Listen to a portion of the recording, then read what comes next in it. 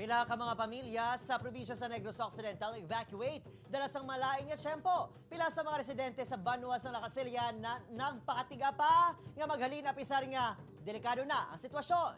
Yaring balita ang aton gintutukan. Sa tungasang pagpasingit ni Bagyo Julina kahapon, 20 ka mga pamilya ang in-evacuate sa Banuas ng Lakasilya kay Isabela.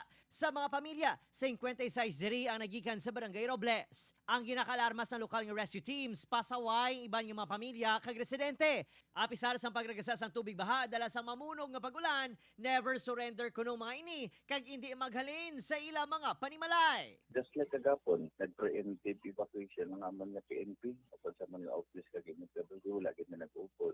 Ngayon lang kay ang simpo nagtaway sa gabi.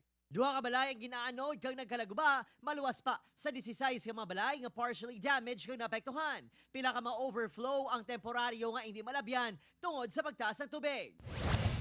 Sa Pontevedra, 64 ka mga pamilya apektado sa baha. Pila naman ka mga pamalay ang nadalasa sa makusog at tubig. Sa karon, padayon ng clearing operation sa mga kabaranggayan.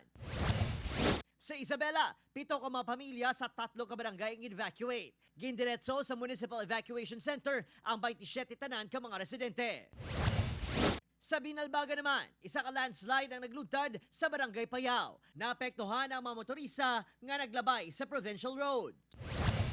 Subungaga, nagbalik ng biyahe sa mga puerto sa Escalante kag Sagay City padulong sa Cebu. Ginapanugyan na naman sa health authorities ang mga residente nga magpaiway lusong sa mga flooded area agud hindi matapikan sang leptospirosis kag iban pa nga balatian tugas sa mga patay nga sapat kag basura. Opo, Chirino Casillo, Adrian Prietos, 1 Western Visayas.